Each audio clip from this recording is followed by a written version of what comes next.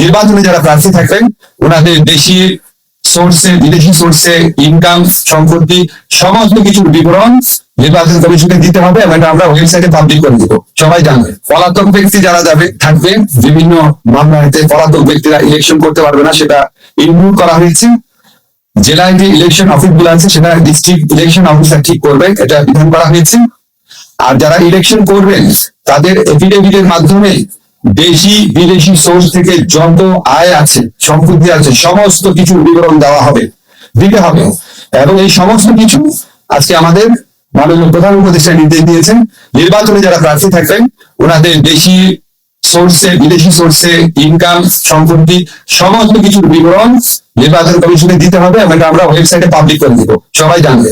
আপনাদের এলাকার যে প্রার্থী আছে কার কত ইনকাম, কোথাও থেকে ইনকাম কি সম্পত্তি, সবার জন্য উন্মুক্ত করে দেওয়ার নির্দেশ উনি দিয়েছেন। এই সংক্রান্ত একটা পরিবর্তন আমরা এই সংক্রান্ত একটা বিধান এই আইনে থাকতে পরিমাণ সেটা 20,000 ছিল, ওটা 50,000 করা হয়েছে।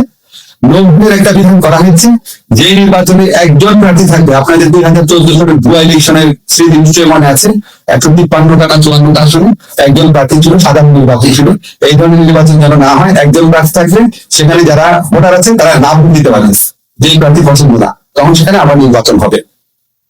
জোটের ক্ষেত্রে যদি নির্বাচনী জোট হয়, জোটের অংশ হলেও দলের যে প্রতীক সেটাতে ইলেকশন করতে হবে, যাতে ভোটাররা ক্লিয়ার আইডিয়া পায় যে কোন দলের। তারপর যারা ইলেকশনে কাজে ব্যস্ত থাকেন, আমাদের আইন শৃঙ্খলা রক্ষাকারী বাহিনী, প্রিজাইডিং অফিসার বা রিটার্নিং অফিসার যারা নির্বাচনী কাজে ব্যস্ত থাকেন, লক্ষ লক্ষ মানুষ নির্বাচনী কাজে ব্যস্ত থাকেন, ওনাদের ভোট দিতে ভোট দেওয়ার স্কোপ ছিল না। আমাদের বিধান করেছি যে পোস্টাল ব্যালটে ওনারা ভোট দিবেন। আমাদের যারা প্রবাসী আছেন ওনারাও পোস্টাল ব্যালটে ভোট দিবেন। ইলেকশন কার্যক্রমে যারা নিয়োজিত থাকবেন তারাও পোস্টাল ব্যালটে ভোট দিবেন। তারপরে ভোট কাউন্টিং এর জায়গাতে মিডিয়ার প্রেজেন্স, মিডিয়া থাকতে পারবে, সেটা বিধান করা হয়েছে। আর যারা রাজনৈতিক দলকে টাকা পয়সা দিবেন, দান অনুদান বা চাঁদা যে ভাবে হোক না কেন, 50,000 টাকা বা তার বেশি একটা ব্যাংকিং চ্যানেলের মাধ্যমে দিতে হবে।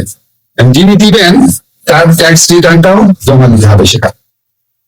আর ইলেকশন কমিশন একটা আগে আপনারা জানেন আগে একটা বিধান ছিল যে কোনো একটা নির্বাচনী এলাকায় যদি কোনো ভোট কেন্দ্রে আপনার গন্ডগোল সেই ভোট কেন্দ্রের ফলাফল বাতিল করার বিধান ছিল।